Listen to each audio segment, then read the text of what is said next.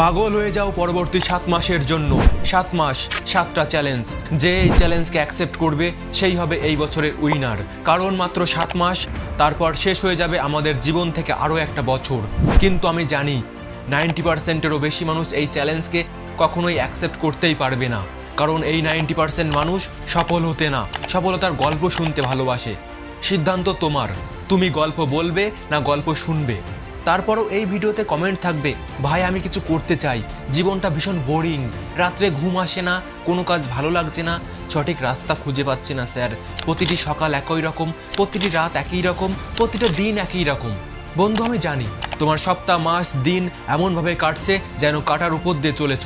জীবন একের পর এক পরীক্ষা নিচ্ছে আর তুমি মুখ বুজে চুপচাপ সহ্য করছো। কিন্তু অনেক হয়েছে, আর না। আমাকে তোমার বন্ধু, বড় ভাই, অ্যাডভাইজার যেটা ইচ্ছা ভাবতে পারো। তোমার প্রতিটি প্রবলেমের সমাধান আমি করতে চলেছি। কারণ আমি জানি, হ্যাঁ সত্যি জানি তোমার প্রবলেম কোথায়। তোমার শরীর খারাপ নয় তো? সুস্থ, তারপরেও বিছানা থেকে উঠতে পারছো না? তোমার শরীরে কি আঘাত লেগেছে? না, তারপরেও পরিশ্রম করতে পারছো না? চোখে চশমা তো নেই, তারপরেও রাস্তা দেখতে পাচ্ছ না?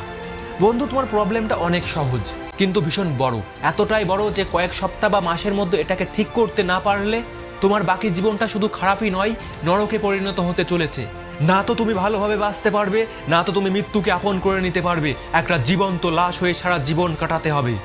তাই তো বন্ধু, যদি নিজেকে বদলাতে চাও, নিজের জীবনকে বদলাতে চাও, তাহলে যে চ্যালেঞ্জগুলো তোমাকে জানাতে চলেছি সেগুলো তোমাকে অ্যাকসেপ্ট করতেই হবে।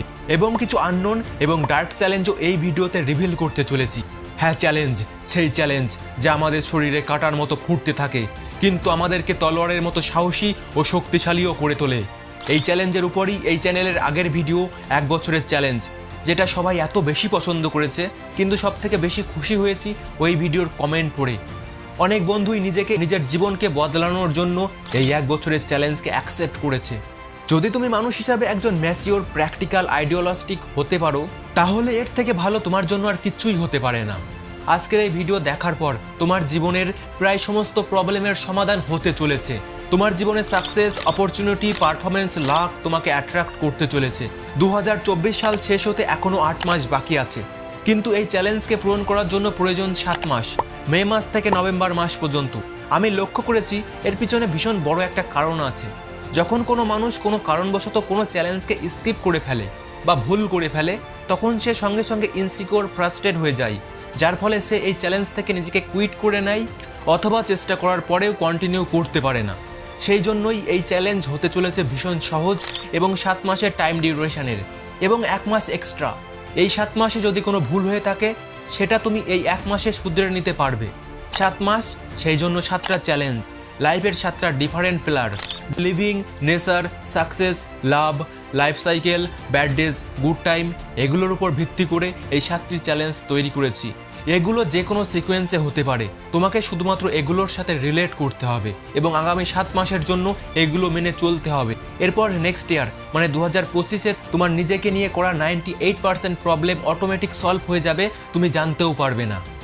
Challenge number 1, no complain for none. যে সমস্ত মানুষ জীবনে কিছুই করতে পারে না, তারা সবসময় নিজের ব্যর্থতার জন্য নানান রকম অজুহাত দেখাতে থাকে এবং অন্যকে দোষারোপ করতে থাকে।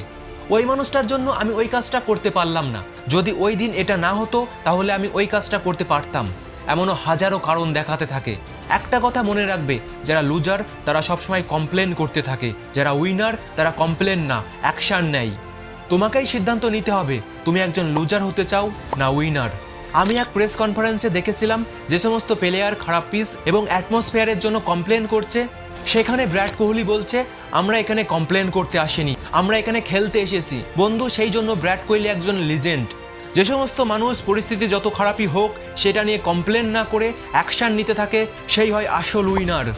পরবর্তী 7 মাসের জন্য পরিস্থিতি যত খারাপই হোক, না তো নিজেকে নিয়ে না অন্য যে কোনো কিছুকে নিয়ে কমপ্লেন করার এই বদ অভ্যাস ত্যাগ করতে হবে। Challenge number 2, picture of calmness. Internet থেকে আমি এমন অনেক আর্টিকেল পড়েছি যার মধ্য থেকে পার্সোনালি আমি চেয়েছিলাম 2 ধরনের হিউম্যান নেচারকে কম্পেয়ার করে এদের মধ্য থেকে যে কোনো এক নেচারকে সিলেক্ট করতে। প্রথমটা হলো অ্যাগ্রেশন এবং দ্বিতীয় হলো কামনেস। আমি এটা লক্ষ্য করেছি যে সমস্ত মানুষ অ্যাগ্রেসিভ হয় তারা সবসময় অন্যের লাইফে প্রবলেম ক্রিয়েট করার সাথে সাথে নিজের লাইফকেও অনেক কমপ্লিকেটেড করে তোলে। এই সমস্ত মানুষের মধ্যে হার্ট ফেলিওর হওয়ার সম্ভাবনা অনেক বেশি থাকে। এই জন্য পরবর্তী 7 মাস ট্রেন করতে হবে নিজেকে শান্ত রাখার জন্য। Challenge number 3, isolation for improvement. একজন ভীষণ বড় ফিলোসফার একটা কথা বলেছিল, ইমপ্রুভমেন্ট নিজের ফ্রেন্ড সার্কেলের মধ্য থেকে বা নিজের বন্ধুবান্ধব, আত্মীয় স্বজন বা পুরো দুনিয়াকে জানিয়ে কখনোই সম্ভব না।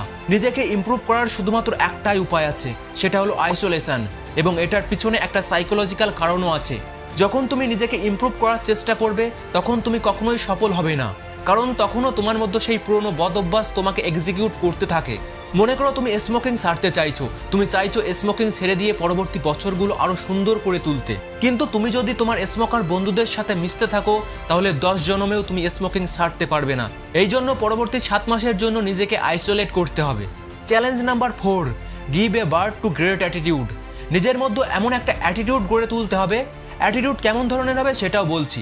অ্যাটিটিউড আর ইগো এই দুটো জিনিস এক না, এদের মধ্যে পার্থক্য অনেক। অ্যাটিটিউড মানে এটা নয় সবাইকে মুখের উপরে জবাব দেওয়া বা অপমান করা। অ্যাটিটিউডের মানে নিজের পার্সোনালিটি এবং সেলফ স্টিমকে নেক্সট লেভেলে নিয়ে যাওয়া। অ্যাটিটিউড ডাইরেক্টলি কানেক্টেড সেলফ রেসপেক্টের সাথে। তোমার মধ্যে যদি অ্যাটিটিউড বেশি থাকে তাহলে কখনোই কোনো কাজে তুমি হার মেনে নেবে না, বা কোনো কিছু পাওয়ার জন্য অন্যের উপর কখনো নির্ভরশীল হবে না, কখনোই কোনো কিছু নিয়ে কমপ্লেনও করবে না। এই জন্য পরবর্তী 7 মাসের জন্য নিজের ভিতর গ্রেট অ্যাটিটিউড আনতে হবে এবং সেটা প্র্যাকটিসও করতে হবে। Challenge number 5, working 100 hours every week. এই চ্যালেঞ্জটাকে অ্যাকসেপ্ট করে তুমি যদি সততার সাথে কন্টিনিউ করতে পারো তাহলে এটা থেকে অ্যামেজিং রেজাল্ট তুমি পাবে, এটার গ্যারান্টি আমি দিচ্ছি। হার্ডওয়ার্ককে মানুষ সব থেকে বেশি ভয় পায়, কিন্তু অদ্ভুত বিষয়, মানুষ এখন নিজের দুর্বলতাকে এতটাই স্মার্টলি লুকিয়ে রাখে হার্ডওয়ার্কে স্মার্ট ওয়ার্কের নাম দিয়ে। আমি জানি না মানুষ কয়েক ঘন্টা কাজ করে বা পড়াশুনো করে সেটাকে কিভাবে স্মার্ট ওয়ার্ক বলতে শুরু করেছে। এই বিষয় নিয়ে রিসেন্টলি ব্র্যাড কোহলির এক ইন্টারভিউতে তাকে বলতে শুনেছি, তুমি কাজ করছো না হার্ডওয়ার্ক করছো সেটাকে কখনোই স্ট্রাগল বলে না। স্ট্রাগল তো তাকে বলে যখন তোমার কাছে একবেলা খাওয়ার জন্য কিচ্ছু নেই এবং তুমি কিছু খাওয়ার জোগাড় করার জন্য নিজের সর্বোচ্চ চেষ্টা করছো। তাই তো বন্ধু, সপ্তাহে 100 ঘন্টা না হলেও অন্তত 50 ঘন্টা কাজ করতেই হবে। Challenge number 6, improving communication and clarity. কোনো মানুষের কমিউনিকেশন যত ভালো হবে সে ততটাই ক্যাপেবল হবে হাই ডিমান্ডের জন্য। এটা এমন একটা স্কিল যেটা আমাদের নিজেদেরকেই ডেভেলপ করতে হয়। এই স্কিল এতটাই গুরুত্বপূর্ণ, যদি তোমার কাছে এই স্কিল না থাকে তাহলে তোমার হায়ার এডুকেশন, ইন্টেলিজেন্ট, ট্যালেন্ট সব কিছু ফালতু হয়ে যাবে। কমিউনিকেশন স্কিল তোমাকে কেউ শেখাতে পারবে না, ভালো কোনো কমিউনিকেটরের সাথে থেকে নিজেই শিখতে হবে। অ্যাট দ্য সেম টাইম আমি ক্লিয়ারিটিকেও মেনশন করেছি। Clarity means clarity of vision, clarity of thought, clarity of sound, clarity of speaking. এটাও ভীষণ ইম্পর্ট্যান্ট অ্যাবিলিটি যা কোনো মানুষকে রিপ্রেজেন্ট করে as a dissent or professional individual. তো বন্ধু, পরবর্তী 7 মাসের জার্নিতে তোমাকে এই সাবজেক্টেরও চ্যালেঞ্জ নিতে হবে এবং এই স্কিলকে মাস্টার করতে হবে।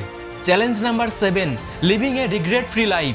অনেক পয়সা, বাড়ি গাড়ি, বন্ধুবান্ধব, গার্লফ্রেন্ড, বয়ফ্রেন্ড কোনো কিছুই তোমাকে সুখী করতে পারবে না যদি তোমার জীবনে অনেক রিগ্রেট থাকে।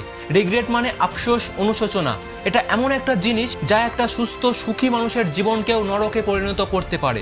এটা তো কমন, প্রতিটি মানুষের জীবনে কোনো না কোনো রিগ্রেট অবশ্যই থাকে, কিন্তু ইম্পর্টেন্ট হলো তুমি এটাকে কিভাবে দেখো তোমার জীবনে। কিছু মানুষকে দেখেছি যারা অন্য মানুষের পয়সা চুরি করে, অন্যের ক্ষতি করে, মানুষকে অপমান করে, অন্য মানুষের সুস্থ স্বাভাবিক জীবনকে ধ্বংস করে বিনা কোনো রিগ্রেট, অনুশোচনা ছাড়াই হ্যাপিলি তাদের জীবন কাটাচ্ছে। আবার কিছু মানুষ সামান্য একটু প্রবলেমে সেটাকে ভীষণ বড় করে সবসময় টেনশনে থাকে। কর্মা যখন আসবে তখন কর্মফল তো সকলকেই ভোগ করতেই হবে। তাই বলে এখন কেন নিজের জীবনটাকে কমপ্লিকেটেড, ক্রিটিক্যাল করে তুলছো? ওভার থিঙ্কিং করা বন্ধ করো।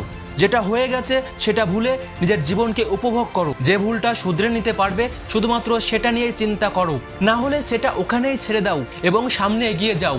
সময় এবং জীবন কারোর জন্য থেমে থাকে না, জীবনকে উপভোগ করো। তো বন্ধু, তুমি যদি তোমার জীবনকে সুন্দর করে সাজিয়ে গুছিয়ে তুলতে চাও তাহলে এই চ্যালেঞ্জকে তোমার অ্যাকসেপ্ট করতেই হবে। ভিডিওটি শেষ পর্যন্ত দেখার জন্য অসংখ্য ধন্যবাদ।